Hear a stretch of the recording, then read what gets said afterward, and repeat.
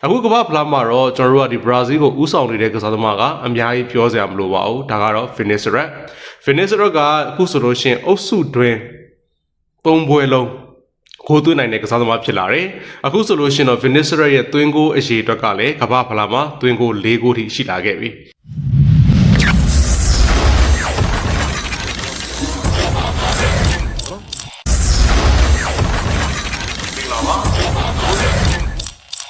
မင်္ဂလာပါမင်္ဂိုကျူ football official ကနေပြီးတော့ကြိုဆိုလိုက်ပါတယ်ကျွန်တော်တို့ group C မှာဆိုလို့ရှိရင်တော့မျှော်လင့်ထားတဲ့အသင်းနှစ်သင်းပဲကျွန်တော်တို့နောက်ဆင့်ကိုတက်ရောက်နိုင်ခဲ့တယ်အဲ့ဒီအသင်းနှစ်သင်းကတော့ဒီ Brazil နဲ့ Morocco တို့ဖြစ်ပါတယ်အုပ်စုတွင်းရဲ့နောက်ဆုံးပွဲစဉ်တွေမှာ Brazil က Scotland ကို3ဂိုးကိုမရှိနဲ့နိုင်တယ် Morocco က Haiti ကို4ဂိုး2ဂိုးနဲ့နိုင်တယ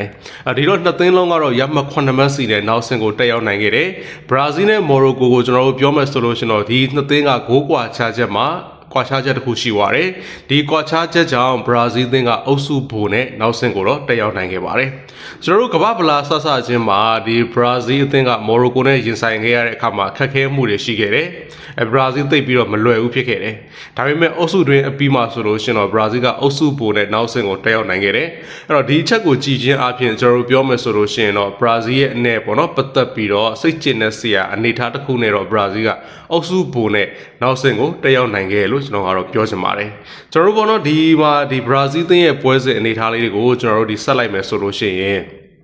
Scotland ကိုဒီနှစ်ကမ္ဘာဖလားမှာကျွန်တော်တို့ကမျှော်လင့်ထားတဲ့အသင်းထဲမှာ Scotland ပါတယ်။ဘာများလုပ်ပြမလဲဆိုပြီးပေါ့။တကယ်တမ်းမှာတော့ Scotland ကဘာမှသိပ်ပြီးတော့မလုပ်နိုင်ခဲ့ဘူး။ Scotland ကတော့သူတို့အနေထားအတိုင်းပဲသူတို့ရှိသွားတယ်ပြိုင်ပွဲတစ်ခုလိုပဲကျွန်တော်ကတော့မြင်တယ်။အခုဒီ Brazil နဲ့ Scotland 3ဂိုးကိုမရှိပွဲမှာဆိုလို့ရှိရင်လေဒီပွဲစဉ်က Brazil အတွက်သိပ်ပြီးတော့ခက်ခဲခဲ့တာမဟုတ်ဘူးဆိုတော့ကျွန်တော်တို့တွေ့ရတယ်။ဒီပွဲစဉ် Brazil သင်းရဲ့ဒီညတောင်ပန်တိုက်စစ်မှာဒီဘောနော်ကျွန်တော်တို့ Ryan ပါလာခဲ့တယ်။Rafinha ဟာဒဏ်ရာရသွားတဲ့အနေအထားမှာဒီပွဲစဉ်မှာဒီကစားသမားကပါလာခဲ့တယ်။သူရဲ့ဒီပွဲစဉ်ခြေစွမ်းကိုကျွန်တော်တို့ပြောမယ်ဆိုလို့ရှိရင်အဆင်ပြေတဲ့ခြေစွမ်းတစ်ခုကိုပြနိုင်ခဲ့တယ်။ Brazil က Scotland ကို3ဂိုးကိုမရှိနဲ့နိုင်တယ်။ဒီပွဲစဉ်မှာဆိုလို့ရှိရင်ဒီ Brazil အတွက်ကျွန်တော်တို့ဘောနော်ဒီ Vinicius ကသွင်းဂိုး2ဂိုးသွင်းတယ်။ကွန်ညာကသွင်းဂိုး1ဂိုးသွင်းတယ်။ဒီနေရာမှာကျွန်တော်တို့ပြောရမှာက Brazil သင်းရဲ့အကောင်းဆုံးတိုက်စစ်အစုဖွဲ့တစ်ခုကိုကျွန်တော်တို့ကရှာတွေ့သွားပြီ။ Vinicius, Rafinha, ကွန်ညာဆိုတဲ့အနေထားပေါ့။ဒီလိုအခြေအနေမျိုးမှာ Rafinha ဒဏ်ရာရသွားတာကတော့ Brazil အတွက်တကယ်ကိုပေါ့နော်ဒါထိုးနှက်ချက်တစ်ခုလိုပဲကျွန်တော်ကတော့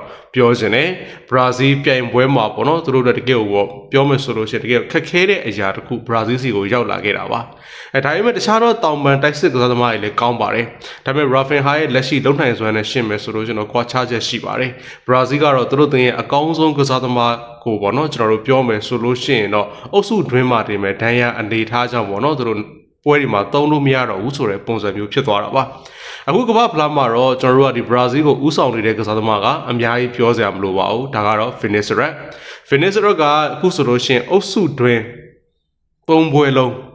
ကိုသွင်းနိုင်တဲ့ကစားသမားဖြစ်လာတယ်အခုဆိုလို့ရှိရင်တော့ Vinicius ရဲ့သွင်းဂိုးအရေအတွက်ကလည်းကမ္ဘာဖလားမှာသွင်းဂိုး၄ဂိုးထိရှိလာခဲ့ပြီနောက်တစ်ခုကကြတော့ကျွန်တော်တို့ပေါ့နော်ပြောမယ်ဆိုလို့ရှိရင်တော့ကွန်ညာလည်းဒီကမ္ဘာဖလားမှာခြေစွမ်းပြတယ်ကွန်ညာရဲ့ကမ္ဘာဖလားသွင်းဂိုးအရေအတွက်ကလည်းအခုဆိုလို့ရှိရင်တော့သွင်းဂိုး၃ဂိုးအထိတောင်မှရှိသွားခဲ့ပြီ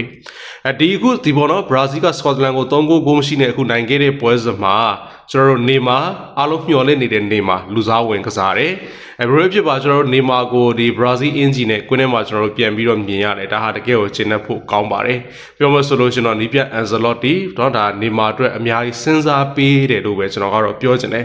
အခုလက်ရှိ Brazil ကိုကျွန်တော်တို့ကပြောမယ်ဆိုလို့ရှင်ရင်ကမ္ဘာဖလားဆဆချင်း Brazil နဲ့မတူတော့ဘူးကမ္ဘာဖလားစကန်ဒီ Brazil ကဘယ်နေရာမှာဘသူ့ကိုသုံးမလဲဆိုပြီးတော့ကျွန်တော်တို့သိပြီးတော့ပြောလို့မရတဲ့အသင်းဖြစ်တယ်အခုလက်ရှိ Brazil ကခံစစ်ကွင်းလေတိုက်စစ်နေရာစုံမှာအထိုင်တစ်ခုရှိသွားပြီလို့ကျွန်တော်ကတော့ပြောချင်တယ်ခံစစ်မှာဆိုလို့ရှိရင်ခံစစ်အထိုင်ရှိတယ်ကွင်းလေမှာဆိုလို့ရှိရင် Brazil ရဲ့ကွင်းလေအထိုင်ရှိတယ်တိုက်စစ်မှာဆိုလို့ရှိရင် Vinicius နဲ့ကွန်ညာဒီလိုမျိုးအနေထားရှိတယ်ပြောမယ်ဆိုလို့ရှိရင်တော့နေရာလိုက်အကောင်းဆုံးအရာတွေလက်ရှိ Brazil ရဲ့အုပ်စုပွဲစဉ်တွေအပြီးမှာကျွန်တော်တို့မြင်လာခဲ့ရပြီဘယ်လိုဖြစ် Brazil ကကျွန်တော်အမြင်မှာတော့ဒီအသင်းကဘောတော့ဒါရှစ်ဆက်နေတဲ့အသင်းလို့ကျွန်တော်ကတော့မြင်တယ်ဒီနေရာမှာကျွန်တော်တို့ပြောရမှာကတော့နေမှာပဲအခုဆိုလို့ရှိရင် Brazil ကလည်းပုံစံတစ်ခုရလာတဲ့အခါမှာနေမှာပါလာတယ်ဒီလိုအခြေအနေမျိုးမှာပဲ Rafinha ကတော့ဒဏ်ရာရနေတယ်အဲ့တော့နေမာကို Rafinha ရဲ့နေရာကစားခိုင်းမလားတခုရှိတာက Vinicius ကိုညာချမ်းပို့မလားနေမာကိုဘယ်ချမ်းကစားခိုင်းမလားဒီရလေးလည်းကျွန်တော်တို့စဉ်းစားလို့ရတယ်ဒါမှမဟုတ်ဘူးဆိုလို့ရှိရင်တော့ကွင်းလေကပေါ့နော်ဒီပကွေတာရဲ့နေရာမှာ နေမာကိုဝင်ပြီးတော့ကစားစေမလားပေါ့ဒီရာလေးလည်းရှိပါတယ်ပြောမှဆိုလို့ရှင်တော့ Casemiro Bruno Guimaraes နေမာဆိုတဲ့အနေထားပေါ့နော်ဘာဖြစ်လို့လဲဆိုတော့ဒီပေါ့နေမာကိုအနောက်ကနေပြီးတော့ဒီ Bruno Guimaraes နဲ့ Casemiro နဲ့ထောက်ပေးထားလိုက်မယ်ဆိုလို့ရှိရင်နေမာကပို့ပြီးတော့လွတ်လပ်ကစားနိုင်တယ်တိုက်စစ်လမ်းကြောင်းတွေကိုပို့ပြီးတော့ပုံဖော်နိုင်မယ်ပြောမှဆိုလို့ရှင်တိုက်စစ်စတင်မှုတွေကလည်းပေါ့နော်သူစီကနေပြီးတော့ဘောလုံးတွေအများကြီးကျွန်တော်တို့မျှော်လင့်လို့ရနိုင်တယ်